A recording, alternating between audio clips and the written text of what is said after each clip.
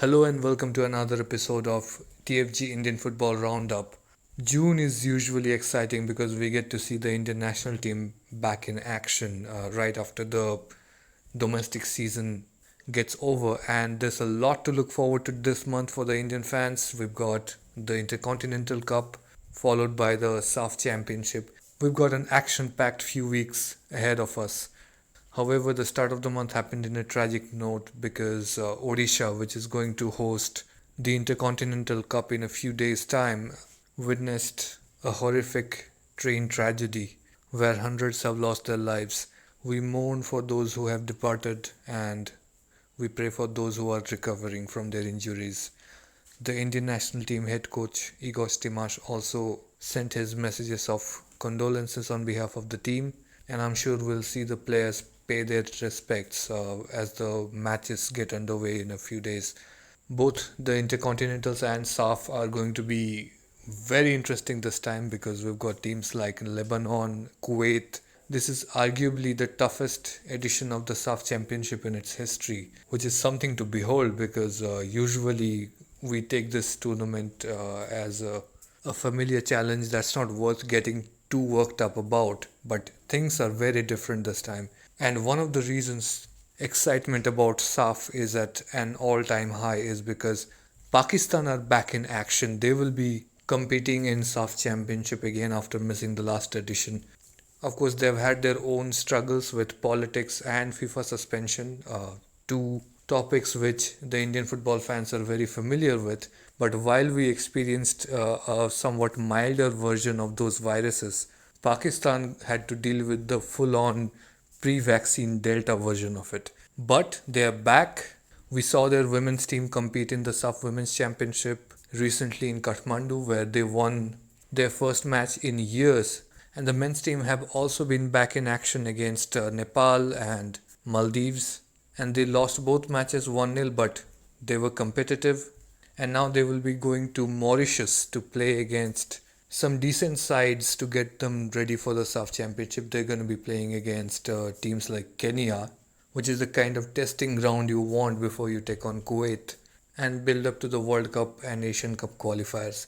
But of course, when they arrive in India, their first big challenge will be against India in front of what we hope will be a full house led by Blue Pilgrims and West Block Blues. But to get you the full details of how Pakistan is preparing for this blockbuster match, we have a special guest here on the podcast today.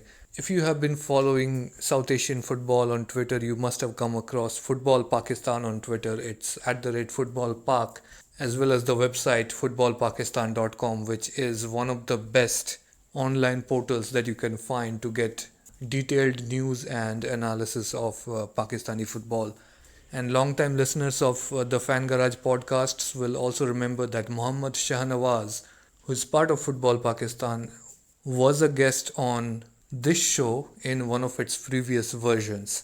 But of course, it's Indian Football Roundup. It's the new version of the TFG podcast, and we are welcoming a new voice from Football Pakistan, Ali Ahsan, who's joining us all the way from Multan. Sunane Pakistani Football Ka Dastan. Cringe poetry aside, it's a very fun conversation. Let's jump right into it. Enjoy. Thank you, Chiranjit, for having me. My sincerest condolences to the people affected by the train accident in Odisha. May they all rest in peace. May the affected families find peace and solace, and may there be a thorough investigation to understand the cause of the accident and to ensure that this doesn't happen again. Thank you for having me on this podcast, and it's an honor to talk to you about South Asian football and just Pakistani football in general as well. Yeah, finally that we are getting to see India and Pakistan play each other. It's been the men's team has not played since 2018. I think the SAF Championship that happened in Bangladesh, and of course since then a lot has happened both in Indian football and Pakistani football. Both have dealt with FIFA bans and other political turmoil within the sports federations. I think that's why some people are calling this match a FIFA ban derby between India and Pakistan. Were you sort of worried that this match ultimately may not happen, even a few months ago? I would certainly say that yes, because remember, Pakistani football, if you've been following the news of the last couple of years, has been in a perpetual state of crisis since 2015. There have been instances in which there were rival factions vying for control within the Pakistan Football Federation. There have been court interventions in Pakistani football. There have been a brief FIFA ban in 2017-18, and then the FIFA recognized PFF group led by the former president Faisal Saleh regained control of the PFF in mid 2018, just before the SAFF Championship in Bangladesh, in which Pakistan was able to send a team to play international football after 3 years. So that 3 year gap, and then suddenly going into the SAFF Championship in Bangladesh and Pakistan reaching the semi-final for the first time since 2005, and getting beat by India, a very comprehensive, thorough victory by the India's young team, which was I think predominantly under 23s. They absolutely decimated us 3-1, and it was a sight to behold. Everyone recognized that this India team is going places. They were just unfortunate that I think Maldives won the actual final at the end of the day. But the crisis in Pakistani football and the PFF have not really stopped. 2019 comes in, and the FIFA decides to appoint a normalization committee, because of the ongoing disputes not getting resolved on their own. So the NC comes in September 2019, and then there's a bit of internal tussles within the PFF over who gets to be a member of the NC. Some factions want their people inside the PFF, some want their other people inside the PFF. So these kind of internal politicking kept on going. 2020 comes in, there's a COVID pandemic because everything stops around the world, especially in football, and also our part of the world also suffers from that too. 2021 begins, and there is like a gradual revival of domestic international football in many parts of the world, and there was optimism that the NC, membership got changed back in January 2021.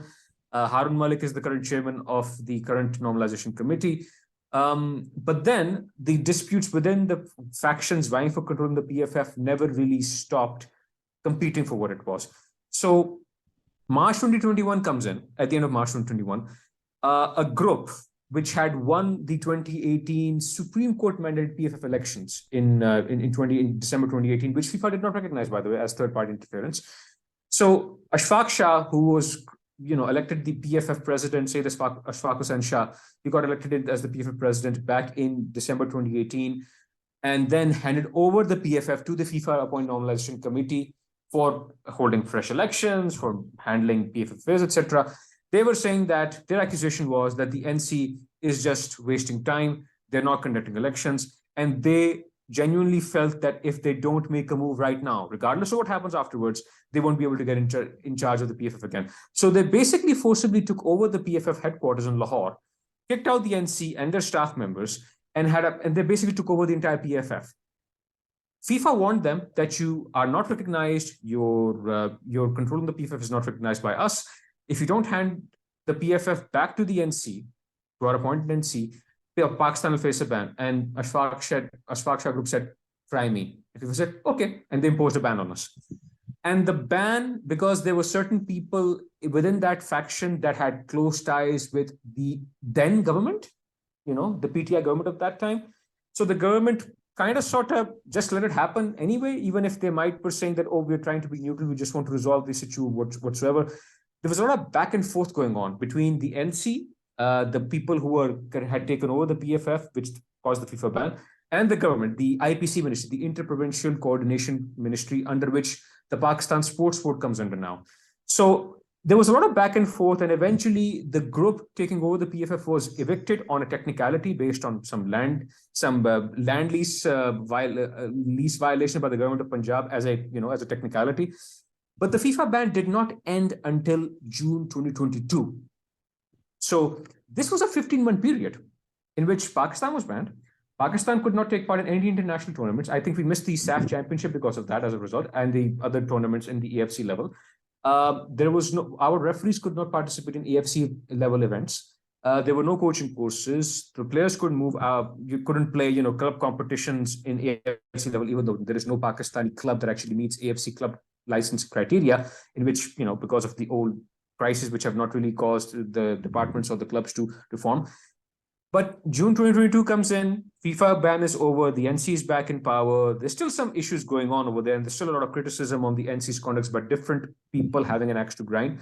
But at least since November 2022, the national team, the men's national team is back. On September 2022, the women's national team made a return after 8 years too. So gradually we're seeing the national teams coming back into the fore, although issues between the current government and the PFFNC remain unresolved because we're recording right now on the 3rd of June. There has been no indication as of yet that the government will issue the required no objection certificate, the NOC, for Pakistan to travel to Mauritius for the Four Nations Cup before the SAFF Championship and then travel to India for the SAFF Championship. And let me just clarify. I mean, it kind of makes sense that the government would want to give out NOCs. People asking if someone is going to attend a sporting event in India. I mean, that's fairly standard procedure based on the political issues between the two countries.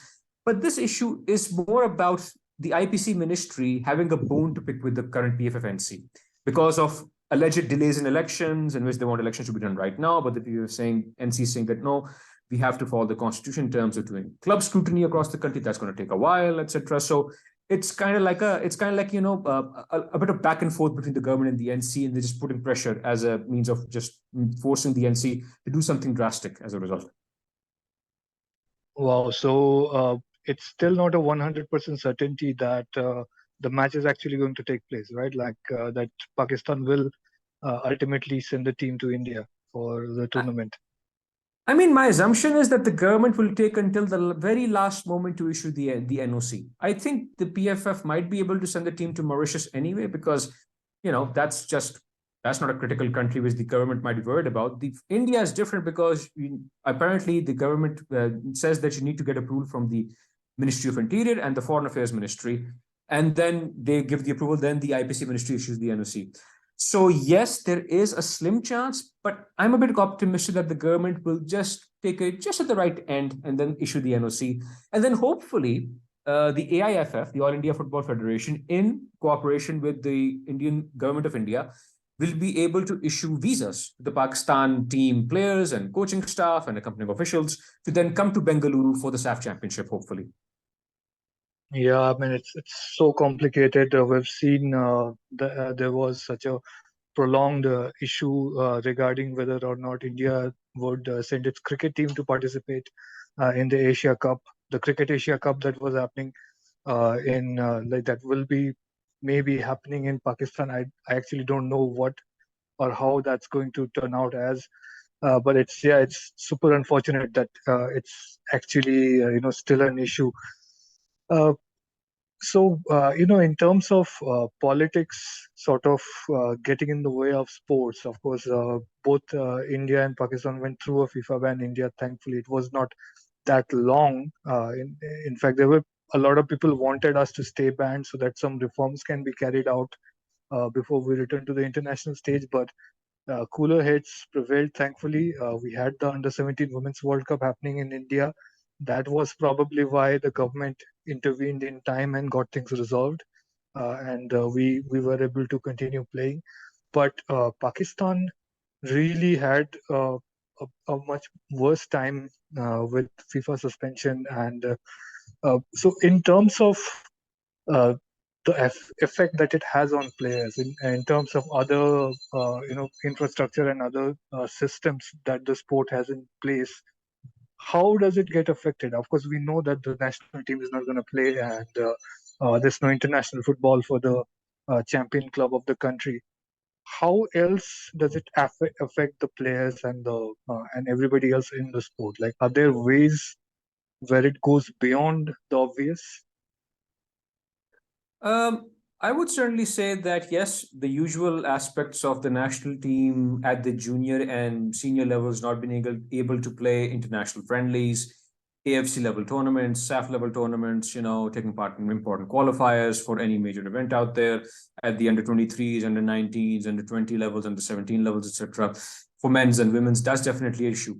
But at the same time, because Pakistan's football has been under perpetual crisis since 2015, so for the last 8 years already, there have literally not been any kind of conducive reforms to bring Pakistani football into the 21st century. you would probably, because if 8 years is a long time in football. It's a very long time in football, especially for developing countries, that if there is like a stable leadership and a relatively visionary thought process, in 8 years, you can probably invest money from FIFA, from the AFC, to build infrastructure, for example, training pitches. You can get cooperations from various federal and provincial governments, for example, to build other facilities. You can try to reform your domestic football system to become more in line with AFC club licensing regulations. You might be able to use those 8 years to wean away from the department system right now, which is currently in Pakistani football or Pakistani sport in general, because the Army, Navy, and Air Force have their own football teams. The electricity grid regulator, the power and energy grid regulator, WAPDA, have their own football team. There is Swiss Southern Gas. The public utility companies have their own. It's similar to what Indian football had, let's say, a decade or so back. So there has not been any effort to actually reform the sport in the country. They have not been able to even do, for example, coaching courses, so that you have a growing pool of AFC, C license, B license, A license coaches. Pakistan only currently, for example, has a single pro license coach. That is Shahzad Anwar, and he is the current head coach of the Pakistan men's national team. So, and again, a lot of people have said that the NC could have hired a foreign coach with some Asian level experience, and Shahzad could have been the assistant. And I certainly do agree. And I said, yeah, that should have been working. Shahzad could have been appointed as the technical director of the Pakistan Football Federation, for example, as a side role. But the NC is trusting faith in him. And as a result, I say that, hey, let him do what he wants to do. But lack of reforms, lack of international exposure at the club and country level, and a very insular way how many people in Pakistani football think about themselves, because a significant number of the population involved in football do not think beyond their local district level invitational tournaments, or their provincial level, or maybe their memorial all Pakistan tournaments they might host once a year in different parts of the country. To them, football is that. And football is what they see on TV on the weekends, watching the Premier League or La Liga or Champions League, etc. And the assumption is that, oh, we are just as good as them. So without realizing just how bad we actually play domestic level, in terms of how there is lack of reforms, lack of professionalization, the entire process of Pakistani football has stalled. Teams have closed down because of the crisis, majority department teams. Players have lost their earnings. Players have sometimes left football. Players have not been active that much, because if you don't have a Pakistan Premier League happening, in which 4 months or 6 months out of the year you're not playing regular domestic football, players' careers deteriorate. They regress, and as a result, players that may have played in 2018, like Saddam Hussein, the then captain, vice captain of the Pakistan national team, and other players of that, and Sadullah, the striker, Sadullah, they haven't been able to play competitive football this past year because of different issues, which I won't want to get into right now. So this is a new look team that you're seeing because of this thing. So the coach right now, Shahzad Anwar, said, because of this lack of development, because of this lack of things, we have to rely on a current young lot of, let's say, kids aged 19, 18, 19, 20, 21, and a significant effort coming in to get diaspora players as much as they can, because there is nothing happening in Pakistani football without the usual, short duration events. But, there's no league season happening. Pakistan has only had one league season, which FIFA recognized partially back in 2018-19. There's been no Premier League ever since. So that, कहते ना, कहाँ तक सुनेंगे, कहाँ तक सुनाऊं? So what about, to get more specific, what about youth development? Since there was no AFC licensing happening with the clubs, obviously due to FIFA suspension, do you think that was a setback as well? Oh, definitely. It was a massive setback, because the senior team wasn't able to play regularly. The youth teams weren't able to participate. I mean, Pakistan did play, for example, the SAFF Under-15 Boys Championship in 2018, reached the final and lost to Bangladesh on penalties. It was back in 2018. Ever since then, Pakistan has not been able to send any youth team out at any level. As of 2022, 2023, since the FIFA ban at least ended. So, and of course, COVID happened as well, which caused a lot of competitions and tournaments to be postponed, and the FIFA ban in Pakistan which lasted for 15 months. So yeah, youth development has definitely stalled as well. I mean, there are a bunch of clubs like Karachi United in Karachi, Popo FC in Islamabad, and a bunch of other clubs and academies small around the country, who are basically doing youth development programs on their own, often without much supervision in terms of what they're supposed to follow, but they're just doing it for the passion for football. And a new generation of players has emerged from these academies, but because they've not been able to compete at any at a competitive level, or been able to partake in international football at youth levels, they are pretty much underprepared for the rigors and the demands of international football. So that's where the concept of bringing in Pakistani origin players also comes in. So it's a bit different with India. I think the government bans in any sport anybody who does not hold an Indian passport from representing the national team. And of course, there's no dual citizenship recognized in India. It's a bit different with Pakistan Football Federation, right? I mean, somebody who does not hold a Pakistani passport can also represent Pakistan?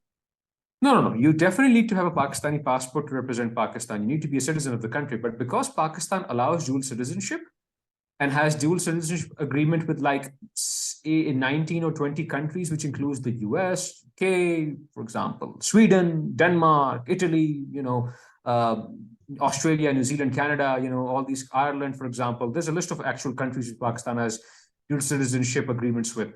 So, France as well, Belgium and the Netherlands too, So naturally, when this is allowed, and because FIFA allows you to switch countries to play international football with, based if you have a parent from there or a grandparent from that country, you're allowed to do so.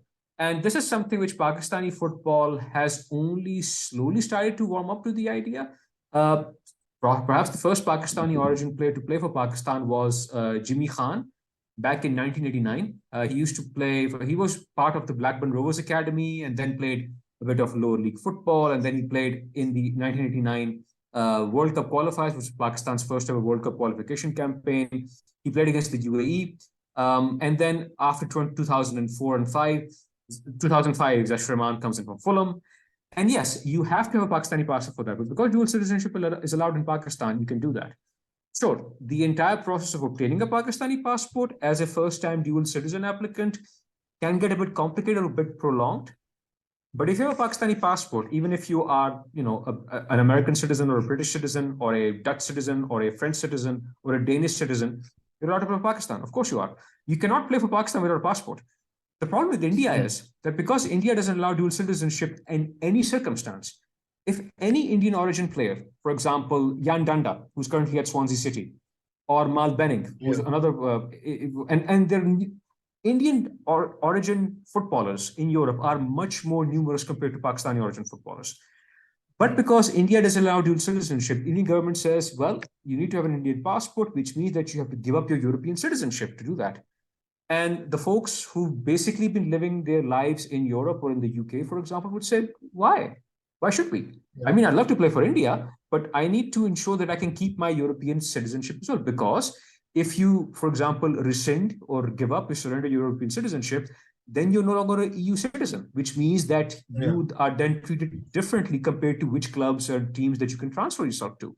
So, and this is something which the Indian government, and I completely understand how difficult and cumbersome the process is just to amend basic nationality laws. We saw the controversies over the last couple of years. I don't even want to go into them.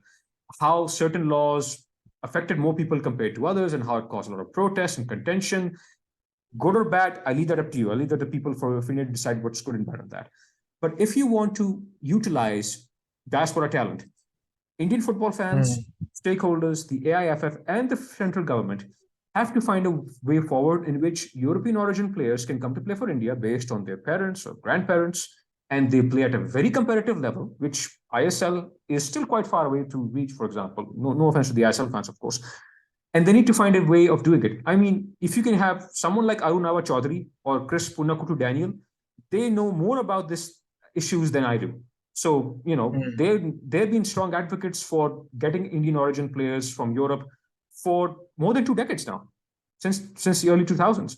So Pakistan is different in the sense that we have been gradually warming up to the idea, although there is a significant portion of the population in Pakistani football circles who are very skeptical of having diaspora talent, even though the players that we usually have play at a much higher competitive level.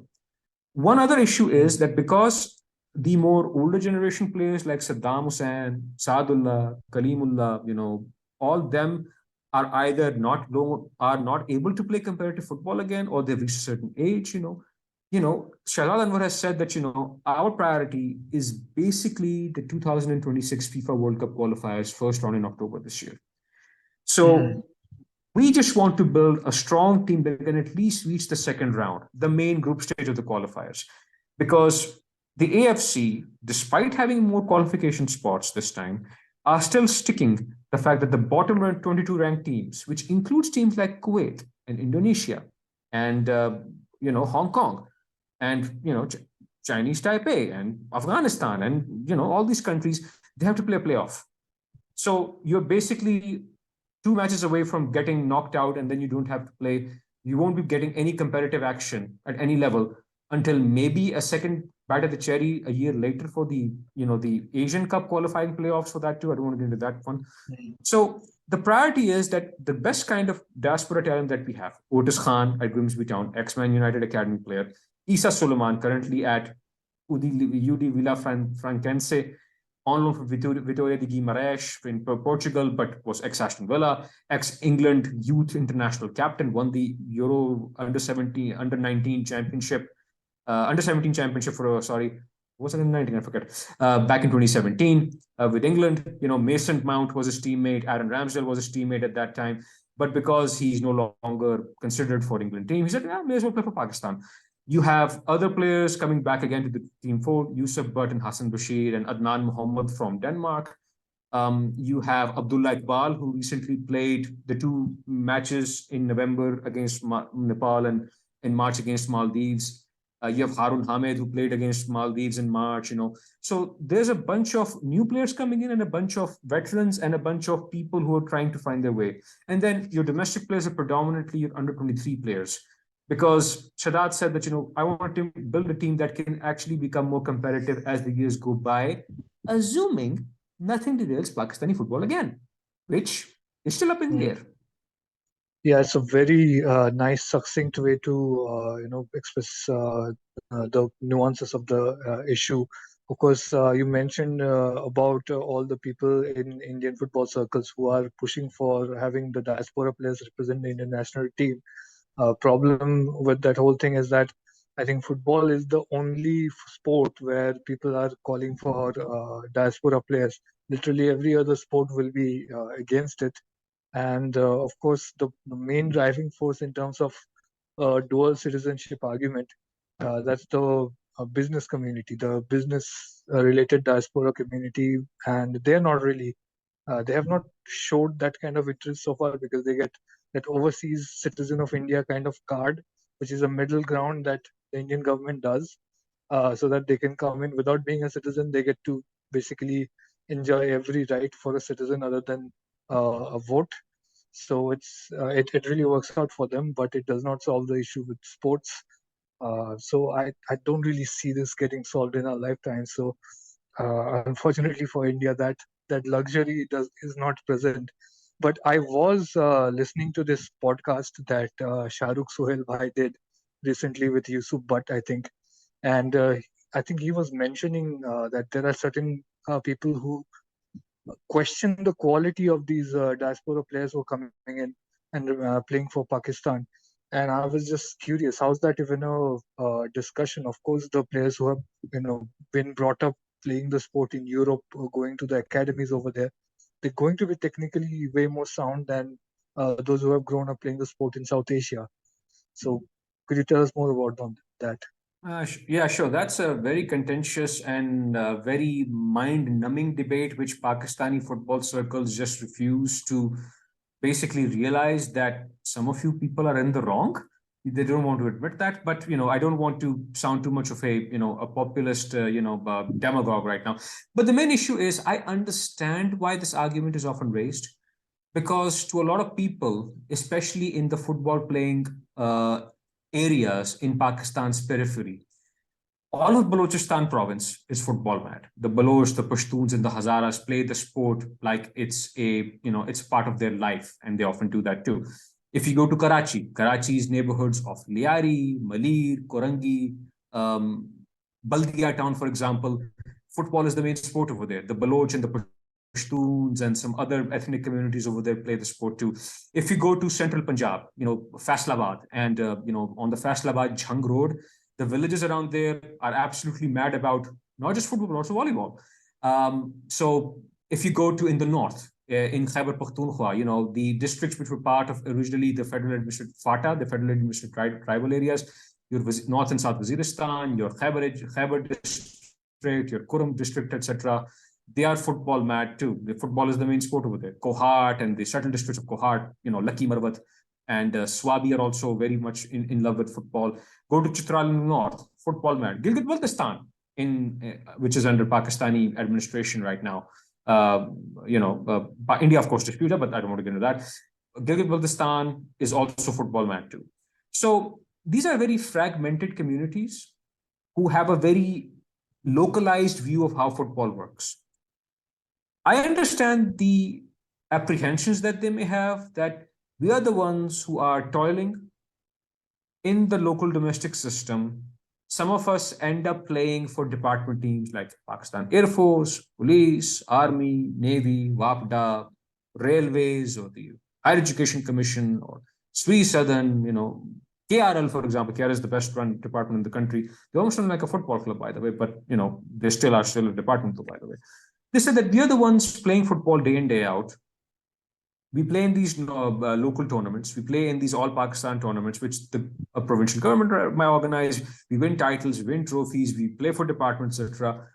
We should be getting the pick of that because, like I said, very insular way of thinking it.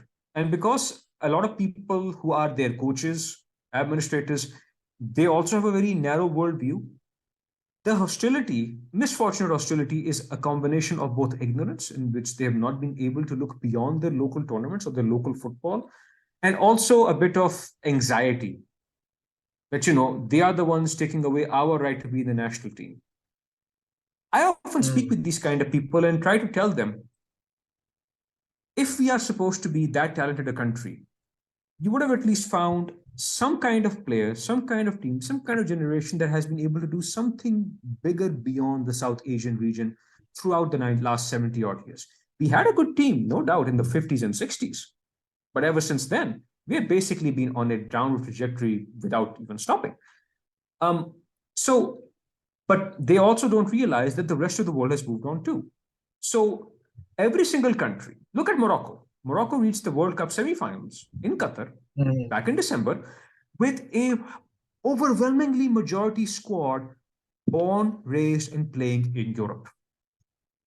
But to Moroccan fans, despite having the best domestic league in Africa, despite having the best infrastructure in African football, despite having a passionate club system like Raja Casablanca, Wydad Casablanca, Al Ittihad Tangiers, etc., passionate, loyal fans, they said, we want to get the best Moroccan diaspora talent playing, for example, Hakim Ziyech at Chelsea right now.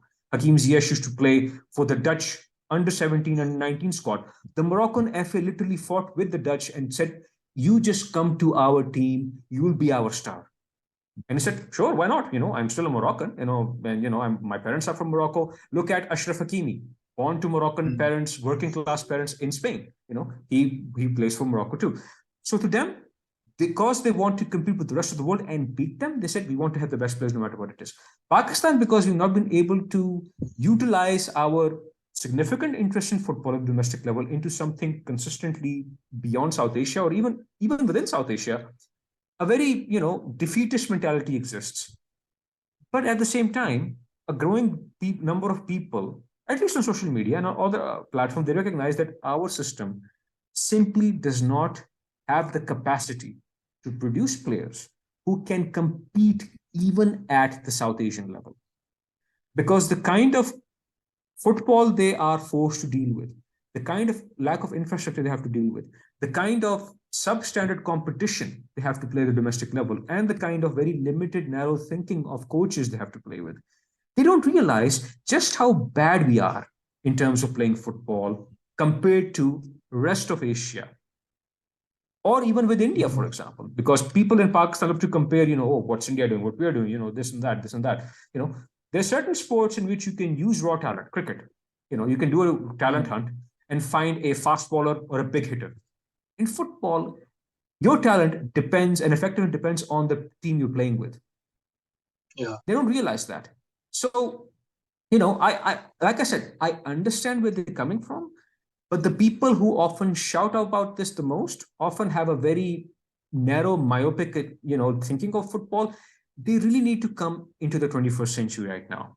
If these people think that what they've been doing on and off for the last decades or so, 5 decades, 6, ever since Pakistan gained independence in 1947, and they're doing it right, come on. That's not how football works. That's not how football works. So we need diaspora players, not just to bring in the kind of quality that we have, but also to bring the kind of awareness that local players can realize, oh, wow, I didn't know that this happens in professional football. There's a story which Shahzad Anwar often talks about. There's a podcast by the name of On the Mic. Ismail Farouk, a friend of mine, does it. Shahzad Anwar had a very comprehensive interview with him like a couple of months back. And he said when Zash Rahman joined the Pakistan national team, or when he was part of the national team, every single player in the squad wanted to be his roommate. They want to know what makes a professional footballer tick. What's the kind of routine does he have? What kind of discipline does he follow? What he does going to sleep, what he does waking up, everything else. Because they really want to know, because they've not been exposed to this kind of knowledge and this kind of professional upbringing their entire lives. They might get a department job at a domestic level, but what's that after that? Nothing else. Their career kind of stagnates after they reach in their early 20s, and they don't have anything else to go. So, diaspora is important because we can actually do that, because we allow dual citizenship.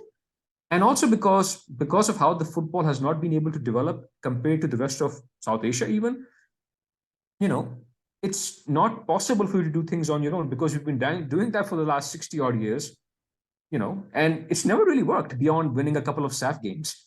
And that's it. Come on, there's more to football than just playing against 6 or 7 countries in the same region. Football is played by 200 countries. What are you doing for them? So recently, of course, the women's team was the first to, I think, come back into action, and they played in the SAFF Women's Championship. And I had the good fortune of talking to the Pakistan women's head coach, Adil Rizki sir, and he gave us a very good overview of how it was to sort of reboot the national team and go everywhere, doing trials, picking up players, and putting this team back together from scratch. Was the process very similar for the men's team as well? And where do you think the Pakistan national team is in terms of getting a proper squad, a stable squad where everybody is familiar with everybody, and they're used to playing as a team? How far into that process is a national team? I would say that for both the men's team at least, let me just briefly start with them, then I'll go back to the women's team too. The men's team is currently a work in progress because Pakistan has only been able to play 2 international friendlies since the FIFA ban ended back in June of 2022. So they've literally been able to play only 2 matches in almost in 11 months. This month is different because potentially, if the government doesn't put another kebab in the haddi, proverbially speaking, Pakistan may be able to play as many as 6 matches, at least in June. 3 matches in Mauritius for the 4 Nations Cup involving Mauritius, Kenya, and Djibouti. And of course, the 3 matches, at least in the group stage of the SAFF Championship by the end of this month. So that is a significant amount of matches in which the national team, the Shahzad Anwar, the current coach, and the players will be able to find what combination works for them. What kind of positions are some players good at? What kind of formations work? What kind of roles certain people have? It's still a work in progress because, at least in men's football, most of the players, at least at a certain age, are already known.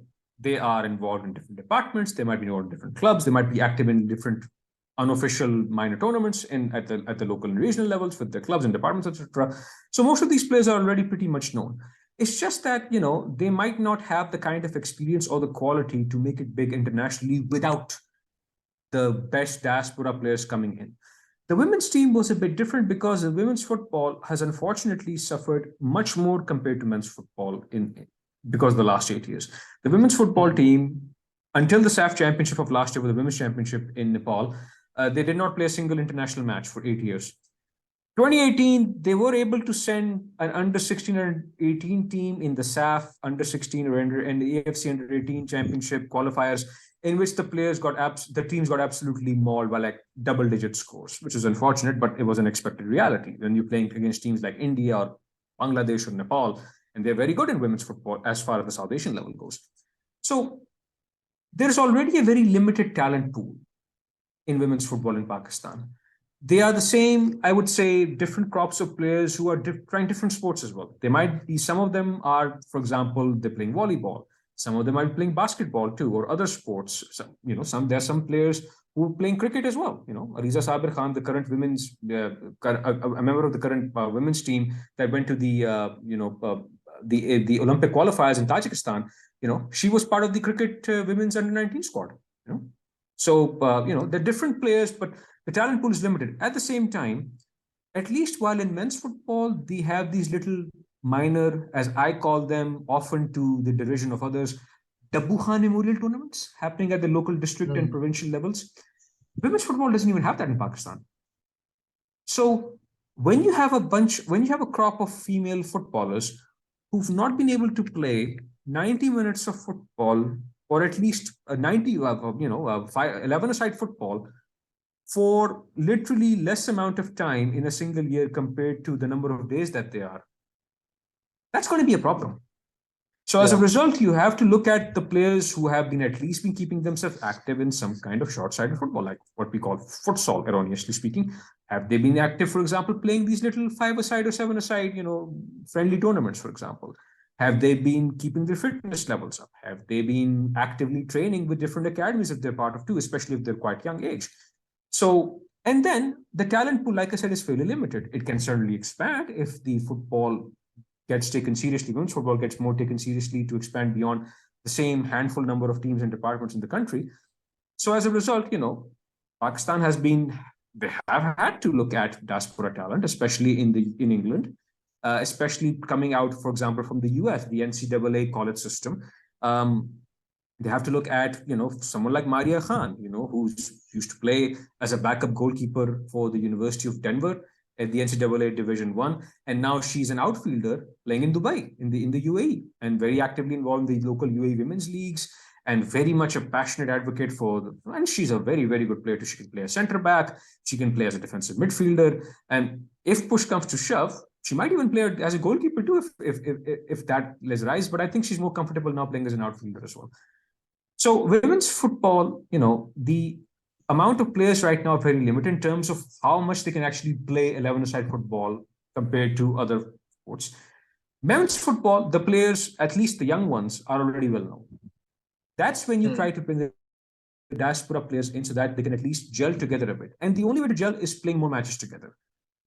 I can probably say this, I think back in November and in March, Maldives and Nepal and Maldives had initially agreed to play 2 friendlies with us, both in the March, in the November windows in Maldives, in Nepal. Nepal had initially said 2 matches. Maldives had also initially said 2 matches in March.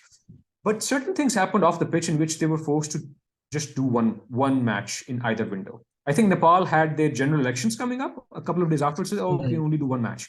Maldives had only 1 match because Ramadan was coming in a couple of days later. So they were a bit unsure as to how they can be able to plan a match. Should they do it in the evening, etc.? So they said, let's take the safe option, just 1 match. So now this Mauritius tournament will be the place in which you have more players coming in from outside, the current batch of youth players already within the squad. And then we'll see a bit of experimentation as to who starts, what roles they play, etc. I hope that by the end of these 3 matches in Mauritius, and hopefully with the NOC situation resolved with the government of Pakistan, the IPC ministry, we might be able to see a more predictable lineup when the team goes into the SAFF Championship. Because ultimately, the goal is not to win the SAFF Championship. We are already in a very tough group. We never get an easy group. anytime we play. I would have preferred if we had gotten the group which Bangladesh is in, which Lebanon, Maldives, and Bhutan. That would have been much easier for us. But we got India, Kuwait, and Nepal.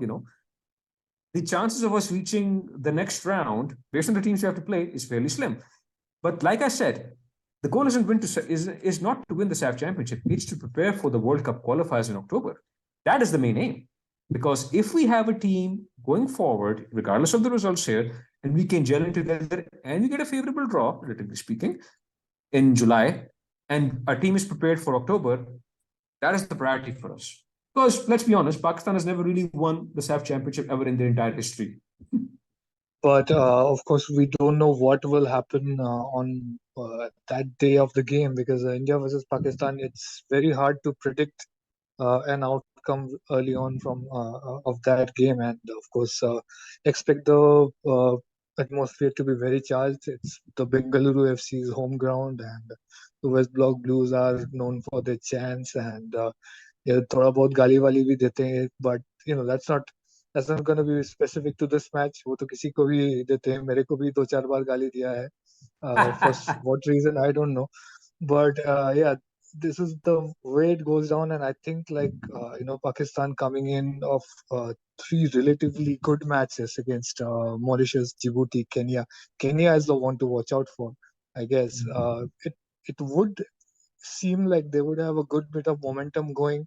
The team would be more settled, and with a bunch of new diaspora players, we don't really know how much caliber they will add to the team unless we see them play a few games. But it might produce something memorable. What do you think? Potentially is there, and I think the reason why Apu Galia Paditi is because you probably a Mohan Bagan fan. That's why. Yeah. Joy Mohan Bagan. Yeah, Joy Mohan Bagan. But yeah, it's like probably I said I did post a few things on Twitter which were making fun of Bengaluru FC, so I probably deserved it. And hopefully, वो चलता है यार, वो सब चलता है football में. hopefully, like acknowledging that like keeps their attention off me this time. So you think like this same team, looking at this squad with a bit of experience of playing together, this does look like a squad with a certain amount of promise, which we may not have seen from the national team in the last few versions that we have seen. Potentially, yes, because there are still a bit of question marks that need to be addressed to, especially when it comes to the central midfield position. I mean, we have some very good attacking options and some defensive options coming forward too. You have, Otis Khan, who is a right-footed wing attacking midfielder who often plays on the left side of a front three. He can even play a center or on the right. Sometimes he's even played as a right back, for his old club Yeovil Town, for example, and they reached a trophy, a cup final as well with them. So, but his preferred position as the left side of a front three. Then, of course, there is Isa Suleiman, who's a defensive, the defender, for example. He's supposed to keep things steady, and the kind of quality he brings is just unmatched, for example, at least definitely in the Pakistani level, at least. Potentially there is, but the central midfield issue remains a bit of a question because Pakistan has not been able to produce a quality central midfielder for quite some time now. Saddam used to be that kind of role in the past, but because he's not been able to be a part of the national team for different reasons or been able to actively take part in competitive football locally over the past 6-7 months, so that's a gaping hole. Rahis Nabi, who is the younger brother of Adil Nabi, who used to play briefly for the Delhi Dynamos in the ISL a couple of years ago, ex-West Bromwich Albion, now currently at Athens Kalathea in Greece. Rahis Nabi is his younger brother, and he's a defensive midfield. He's not had a club for a bit, but he has been actively training and actively keeping fit, etc. So that's a gamble which Shahzad Anwar is trying to use in terms of midfield. I mean, I do think that there is a bunch of promise coming in. This team might surprise you, but at the same time, if you're playing India anywhere, of course, form book goes out the window. The form book goes out the window. But this is India we're talking about, a much higher ranking compared to Pakistan. all of their players play in the ISL. They have been actively involved in international football for the last couple of months. They've been actively involved in different 3-nation, 4-nation tournaments.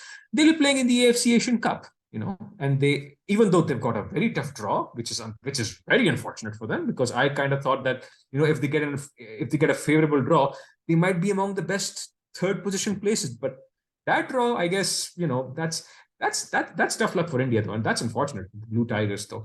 But I think, Pakistan might be treated as an unknown quantity. So if there are any kind of Indian football observers happening out here, maybe keep an eye on the Mauritius Four Nations Cup just to see what kind of players they might have to face with in terms of what it was. Any kind of result in Bengaluru on the 21st of June, if Pakistan can get a draw, that is a win for us. But we have to be realistic. We have to be realistic as well, because if you're playing the home team, they will have the momentum. They will have the crowd support on their side. They probably want not just the bragging rights because of typical India-Pakistan fixture, but also because they want to be able to show that they are, determined to prepare themselves for the qualifiers at the end of this year and the Asian Cup whenever it happens. Kuwait, again, second team, they are much lower ranked compared to what they're actually worth. For example, because their own FIFA ban problems of the last couple of years has meant that their ranking plummeted too. But they are a much stronger team compared to their rankings right now. So Kuwait versus India might be a very, very evenly matched match, despite the fact that Kuwait is significantly ranked lower than India. But that's rankings can often be deceiving. So how does Pakistan, if Pakistan gain momentum against India with a point, they might be saying that, hey, it's a cup, every match is a cup final for us. So they'll go into Kuwait, thinking that they might be able to, if they keep discipline at the back and absorb pressure and try to get some kind of chances on the counter attack, they may be able to win for a shout too. But again, we have to keep our expectations realistic, because it's good to play these teams. If you can win, that's amazing. But the chances of that happening remain fairly slim. But, let's see how the players do in that tournament moving forward. Yeah, of course, the first match back for Pakistan last November was against Nepal, and that almost went to a draw. The defense was pretty good that game, and Nepal have been known to be quite competitive with India. So, I don't think anyone would be wise to write Pakistan off in this game. And I think a draw would be pretty much on the table, especially if India make it to the Intercontinental Cup final, which is on the 18th. So yeah, it's exciting. I remember the first time I was getting to cover an international tournament was 2015 SAFF Championship, and I was really excited, thinking that I would get to see the Pakistan national team play. And of course, that did not happen, and I've yet to see a Pakistan game live, the men's. The first time I saw a women's game was in Kathmandu in the SAFF Women's Championship.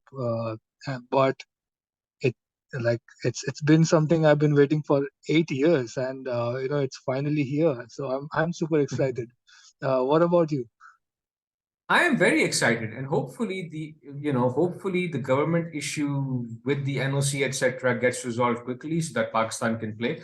Like I said, I'm just happy to have the boys back in action, and I hope moving forward there are no hurdles in terms of how the team prepares for the World Cup qualifiers in October. Of course, there'll be nerves.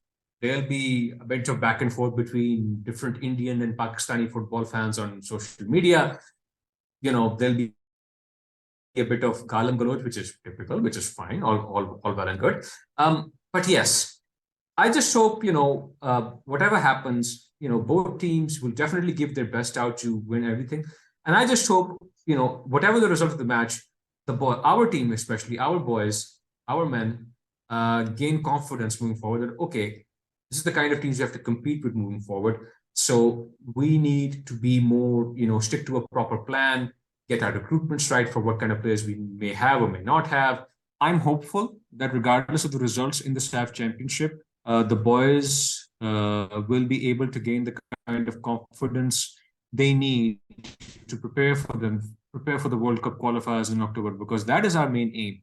I mean, if we had gotten a favorable draw in the SAFF Championship, if we were in the group where Bangladesh is instead, we probably would have said, hey, let's try to reach the next round, let's try to reach the semifinals at least and see where it takes us from there. But, we're in a much tougher group with India as the host, Kuwait and Nepal. Yes, you were right in which the match between Nepal and Pakistan in November was a bit fairly even, and I would have accepted as a draw though because we did quite well. Abdullah Iqbal as a makeshift defensive midfielder with Abdullah Shah and Mahmoud Musa as the centre back pairing with Yusuf Butt in goal. They did fairly well. We even we even created a bunch of chances too in the second half, especially. Just unfortunate not to score. Abdullah Iqbal had a flash in the pan, chance which went over the bar. Hassan Bashir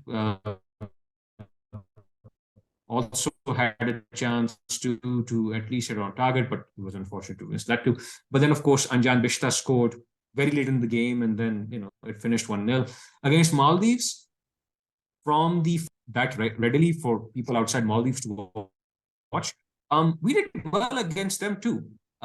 We just conceded a goal from a corner, from a set piece, and then after that, Maldives had a bunch of chances, Pakistan had a bunch of chances too, and we probably could have and should have equalized in the second half. It was just unfortunate that the match finished 1-0 against Maldives too. Maldives won that match as well. But moving forward, hopefully, the Mauritius Cup, any kind of results against Mauritius and Djibouti would be good. But like I said, in a different Twitter space, African teams, थोड़े बहुत पढ़ने यार बहुत मार पड़ेगी उनसे in the sense that they're very the stereotype, right, that African footballers tend to be very physical, they tend to be very pacey, they tend to be very skillful as well, and they tend to be a bit hard pressing, and they try to close down spaces very quickly too. So our boys better be prepared to get some crunchy tackles going in back and forth and a bit of pushing and shoving too, but hopefully they'll be able to handle that pressure as well. But in SAFF Championship, hey, any kind of result, a draw against India in the opening game would be amazing for us. Although I'm fairly certain the Indian fans will be very disappointed, and I think Indian fans would probably want their team to win. Why wouldn't they? And because if you're hosting an event, it's a good thing to win it again, even though India has won it like so many times compared to other countries, in the SAFF region.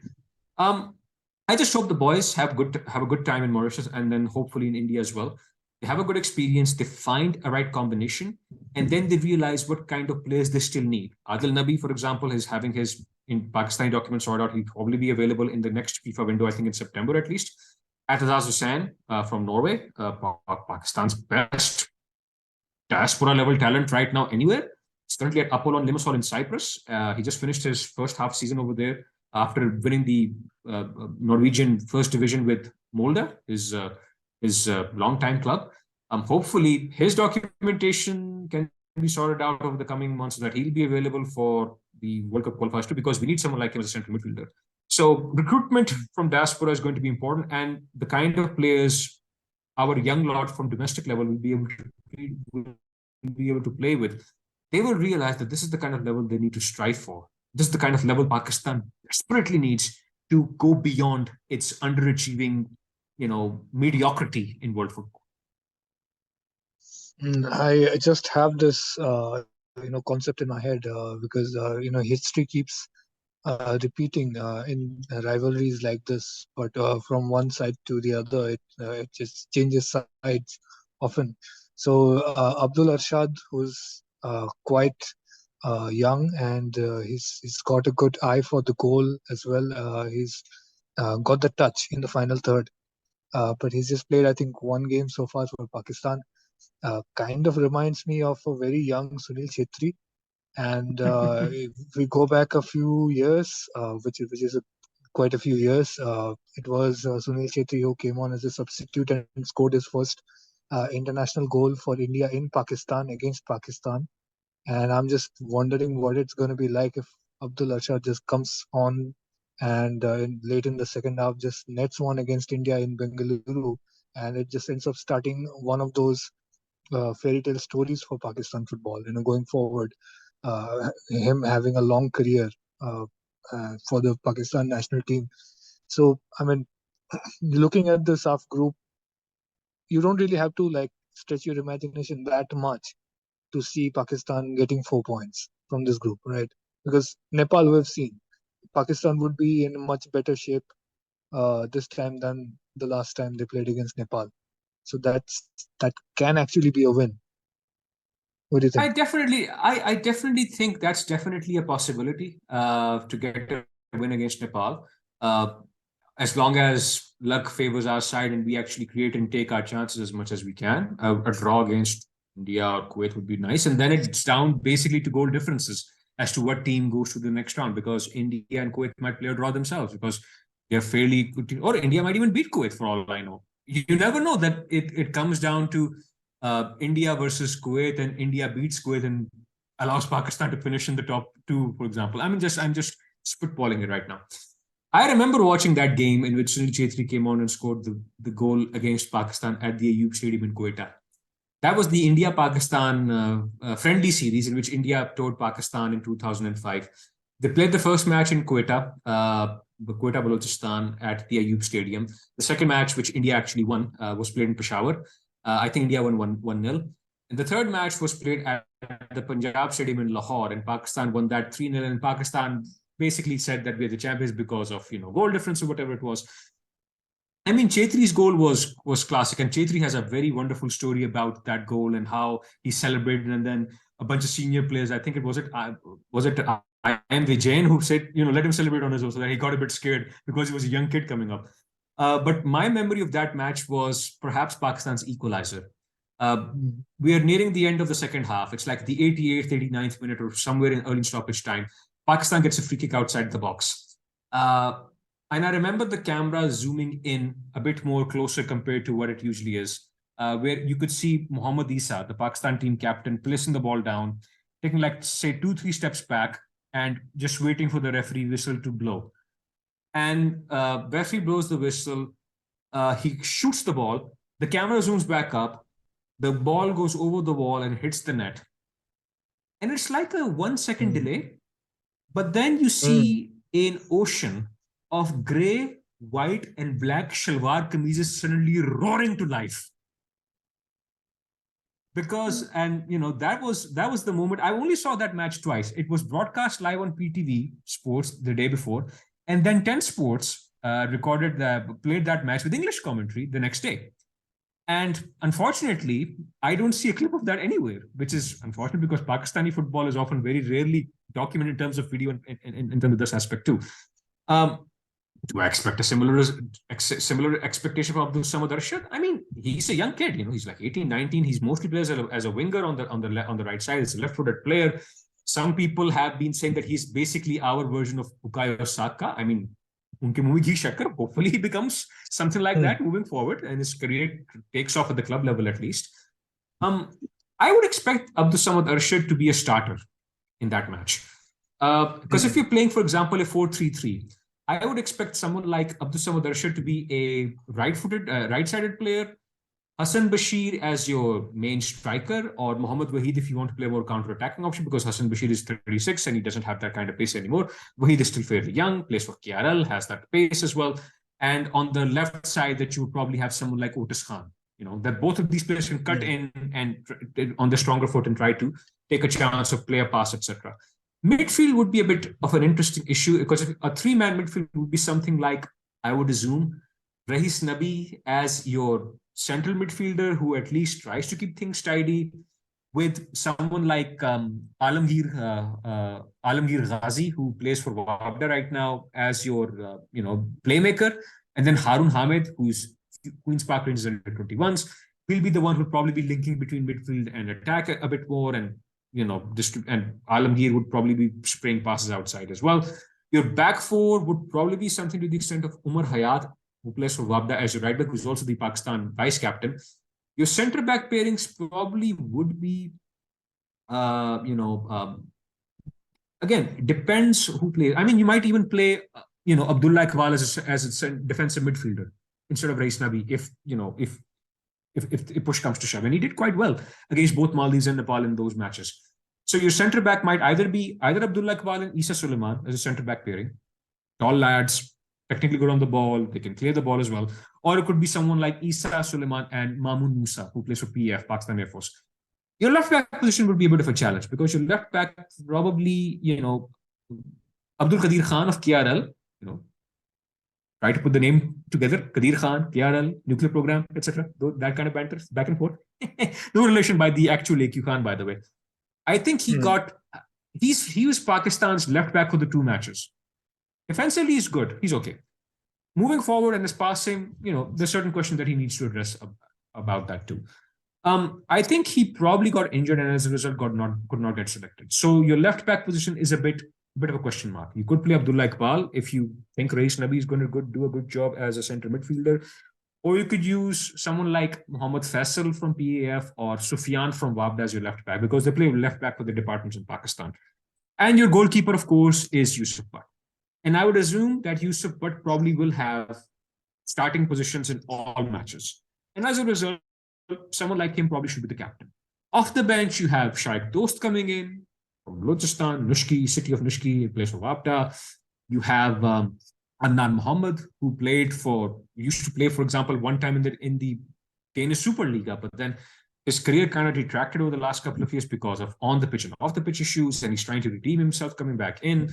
You have, for example, depending who starts, it could be Ali Ahsan Bashir coming in as a second half substitute to make a goal or a penalty, or Mohamed Maheen coming up on top as well. Moeen Ahmed from Karachi, I think he used to play for Sui Southern. He's a decent striker and he can be an off the bench option as well. So, I mean, it's an interesting combination of players that we have. Very interesting combination of players. But I guess we will have to wait and see what kind of combination works for us as of right now. Nice. I mean, I'm just going to clip the last 15 minutes of this podcast and send it over to Igor Stimac, I think that's all the scouting report that we needed. It's just here. We have extracted the secret information. We have got the battle plan. It's all done now. The mission accomplished, yeah?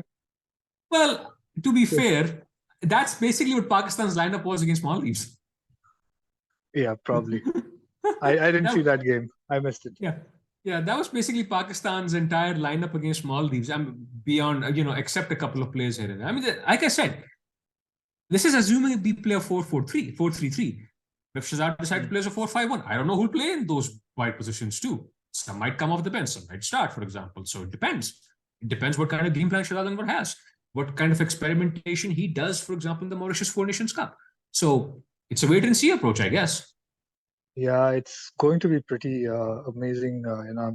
I'm actually still just stuck by the realization that it's finally happening. It's just the excitement of the occasion is getting to me. Amen to that. But if I can just ask a brief question, what kind of lineup should Igor Stimac play, for example, in terms of maximizing the potential of players he has on and off the bench, though, against in the entire SAFF Cup, for example? I think he might go with a bit more younger side because last time it was a bit of it's understood a little bit that when you're playing in SAFF, you go with youth a little bit because you're building up to something else. If you remember, I think it was Constantine who sent an under-23 team over to the SAFF Championship in Bangladesh. But it was actually a bit of a surprise when Igor Stimac took the senior team to the SAFF Championship in Maldives. I think it was there was a lot of rumors that he may be a bit under pressure about his performance on the job, and he might be shown the door and all of that. So in order to make sure none of that happens, he put his entire strength, and we managed to win that tournament. And that's kind of a requirement. Like Indian national team head coaches are sort of judged by whether or not they win the SAFF Championship. And if they win, it's like, well, you just won the SAFF Championship. What's the big deal? But if they don't, it's hell. You couldn't even win the SAFF. So what are you going to do? So it's kind of like that. But now he's got his extension till the end of Asian Cup. So it makes sense to use the new defenders that we have. I think Mehtab Singh, I want to see more matches from him. Maybe Gurmeet. I probably don't think he's gonna get a chance at goal, but maybe one match at least. If we have already ensured a place in the semi-finals, he gets his debut. Hopefully, Anwar Ali has been getting more matches recently, so we have the defense looking pretty good. It's going to be Sandesh, Anwar, and Rahul Beke on the wing back. Maybe Subhashish Bose. He's going to go in with the tackles and stuff. I'm actually excited about seeing whether or not we get some matches from Nandakumar, because he's kind of been seen as one of the emerging talents this season, uh, and it doesn't really look very different in terms of a squad. It's a stable squad that's gearing up to play in Asian Cup a few months later, and it's not going to look very different. It's not about like radically bringing in five or six new players that we really need them to fill in the spots. Uh, it's about those we already have, keeping them in, giving them game time so that they're ready for the Asian Cup, and maybe one of these new players, coming in and being there in case somebody gets injured, so that we don't end up in a bad spot at Asian Cup. Sure. It's a bit of a dilemma, because Igor Stimas can decide two things. One, he needs to put all the emphasis on Asian Cup, so he does not give a damn about he does give a damn about, but he's not gonna make it a priority to develop players who will be useful for us beyond the Asian Cup, not immediately now. Or he can, see the fact that he's got his contract extended till the end of the Asian Cup, and after that he's probably gonna leave anyway. So he may take chances with the team. So I think it's going to be more of a tried and tested kind of a setup that we will see. Like a 4-5-1 with maybe Sunil will go a little bit on the left. Maybe we get to see some more game time for Rahim Ali against a team like Nepal, but it's not going to be that surprising for the Pakistani coach. He's not going to get like see some crazy thing like Constantine did with Ashik Kurunian, just going up front against Thailand and shocking everybody in Abu Dhabi. It's not going to be like that. So yeah, hopefully we get a good performance. They are on cloud nine right now. They actually did better than I expected in the Tri Nation Cup, especially against Kyrgyzstan. So yeah, it's looking good. All of them have got a lot of game time. Most of them. But yeah, let's see how it comes out. I I'm I've got a lot less of a detailed idea as to what is approach is going to be in this tournament than you have on the Pakistani team. But yeah, it's going to be interesting. So hope that sort of gives you a bit of a picture. I'm of course careful not to give away the game too much and make the same mistake that you have committed here by divulging secret plans and informations. So Remember, yeah, this let's was see. this was Hopefully, just my hunch, because, like I said, I don't know what kind of formation Shazad will try to play. I just say that this is the kind of lineup I would like to see happening in terms of formation that it is. But even then, there'll be question marks in terms of who controls the midfield. Do you want to go with a 4-5-1? Do you want to go with a standard 4-4-2? Or do you want to go with a 4-3-3 if you're trying to play a bit more from the back and trying to get more position too? I mean, this was just me saying it. I'm fairly certain Shazad Hammer has a plan, and let's see what kind of plan he brings out. it's actually the lack of data that we have on the Pakistani team is making the whole thing a lot more exciting. Because the unknown is the X factor going into this game, and it's going to make things a lot more exciting, and especially because like there is no bad result for us to point out.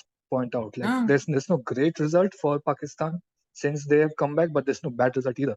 Like that Nepal game could have gone either way. That's the one I've seen, and that's what like sort of gives me pause, because Nepal on their day give us a lot of trouble. They do beat us once in a while. So on 21st June, who knows? you never know. If It's yeah, all early goal it's goes all in. up in the air. It's all up in the air. Yep. Yep, early goal goes in for Pakistan. They defend hard. The occasion gets to the Indian players because it happened. I think the India versus Bangladesh game, which was a 1-1 Mm. draw, Mm. literally everybody in the stadium was saying that the occasion got to them because they were like sort of shocked by this 64,000 crowd sort of turning on the Indian team because of their early bad performance. Like Wow. the Wow. boos were like pretty bad because that's the Kolkata crowd, right? The Kolkata crowd Oh is yes, not the they're very unforgiving. They're very unforgiving. yeah. It's not like literally one misstep you make and there's 60,000 people just cursing at you. Oh Like boy. you have ruined their whole week, just by missing one pass, and it can get very tense on the player. And one of the things that sort of uh, stands out in this game is that the national team has not played in Kantirava in a while. It's been a few years. I Mm. think last time they played was well before the pandemic, and Mm. it's like, of course, the Bengaluru FC players are there, and others have gone to Bangalore and played against Bengaluru FC. But Mm. again, you go in an away game, you are expecting to get booed, but you're playing there as the home team, and uh, if things go a bit wrong, I don't know. Of course, West Block Blues will be singing and trying to support all the time, but who knows what the entire composition of the stadium is going to be?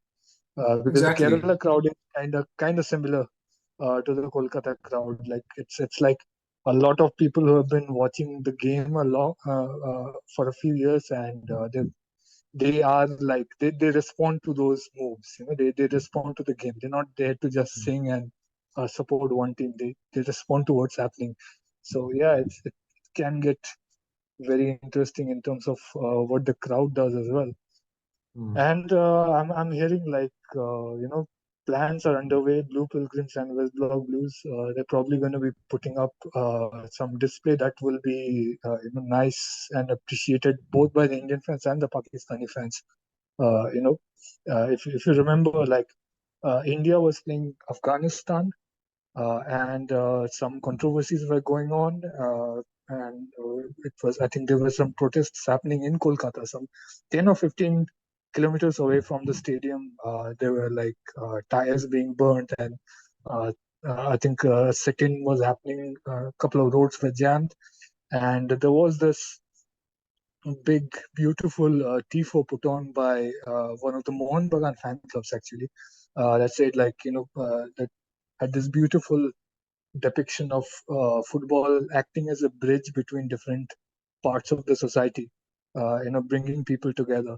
So that one, it's been appreciated everywhere. Every single time something happens and the sports, religion, society, those topics come up, people bring up that tifo. I'm hoping like that now that they have this platform to sort of reach out to a wider audience. The people from Blue Pilgrims, West Block Blues will put on something that will be very memorable, for everybody who's watching the game. So Looking forward to it, yeah, bhai. Looking forward to it. absolutely. And thank you so much for being here today. You just given us this very detailed, very insightful picture of how Pakistan football is recovering from strifes that it underwent because of FIFA suspension, and how the matches are rebuilding, and also the kind of insights you gave us about the diaspora players and other politics interfering with football, which are very relevant in terms of Indian football as well. So this is like one of my most memorable podcasts that I've done so far on this channel. So thank you so much. And please tell us where people can follow you on social media. Well, Chiranjit, it was an honor being here. Thank you so very much for giving me the time and the opportunity to share my thoughts about my perpetual one-sided love affair with Pakistani football and the absolute misery and the absolute panic it causes me for the last 20 years or so. So yes, I'm the editor of footballpakistan.com. We are a website, but we have social media platforms as well. We are on Twitter. We are at Football Pak. On Facebook, we are Football Pakistan, one word. And on Instagram, we are also Football Pakistan. So we are active on Twitter. Twitter is basically, if you want to have like up to date daily reports of what's happening or daily thoughts on what's happening in Pakistani football, follow us on Twitter. We sometimes share some content on Instagram, on our Football Pakistan Instagram as well. We usually share, news reports and updates on our Facebook page too. But if you want to have, but if you're one of the cool kids who uses Twitter a lot, just follow us on Twitter at Football Park. One word, and if you just search for us, you'll be able to find it anyway. And are you on Twitter as well, on a personal account? I am, but I'm very rarely, I'm very rarely talking about certain stuff on it. But I am, I don't use my actual name, but I'm mostly a Samosh Sipahi type on Twitter myself. But just at Football Park is enough because we usually talk about Pakistani football and other sports in Pakistan as well. Because we've been highlighting, for example, the fact that the Pakistan hockey junior team, the under 21 team, which lost to India in the Asia Junior Cup in Oman recently, 2 days ago. The Pakistan junior hockey team basically went to Oman without a government NOC because the government was refusing to give the NOC out because of a tussle between the Pakistan Hockey Federation and the IPC ministry and the government of Pakistan because of the way they want certain people of the PA in the Hockey Federation out. And they refused to give any funding to. But even then, despite those, administrative, circumstances and the constraints that the government imposed on the hockey team, as well as the Hockey Federation's own internal nonsense, which has never been ending for the last many decades or so, the hockey team qualified for the Junior World Cup against a much stronger, much more organized India team. And even though the score was only 2-1 to India, you could tell that the Indian team had more quality and more desire. And the Pakistan team, despite having, passion of themselves, just fell short because they had a couple of chances to equalize. The Indian goalkeeper did well, but the boys should be proud of the fact that they were able to reach the final of the Asia Junior Hockey Cup and qualify for the Junior World Cup, Hockey World Cup as well, after many years. So hopefully, moving forward, that's the kind of inspirational stories which hopefully the Pakistan football team will be able to produce in the coming months, not just for the men's but also for the women's team as well. Okay, thank you so much. Hope for the same as well, because the stronger the Pakistani teams are, the more pressure will be on our federation to strengthen the team further. As we see in every rivalry, it's mutual improvement is what takes the sport to a high level. And hopefully, a strong Pakistan will stop all these voices who keep saying that let Pakistan go to Central Asian Federation and let India go to ASEAN because SAFF is useless. Let's hope like on 21st June we get a game that tells all the fans that hey, it's worth staying in SAFF just for this, and hopefully it's great for increasing the popularity of both the national teams. Thank you so much again, and hopefully we will get to speak to you again when we play each other in more tournaments down the line. Amen to that. Thank you for having me. Thank you for having me, Chiranjit. Alright, guys, give Football Park a follow on Twitter and also follow at the rate TFG Football for all the updates and on ground coverage of the Intercontinental Cup as well as the SAFF Championship. It's gonna be a very exciting few weeks, and we hope you stick with us as we keep bringing you the Indian Football Roundup. Thanks for listening. See you soon.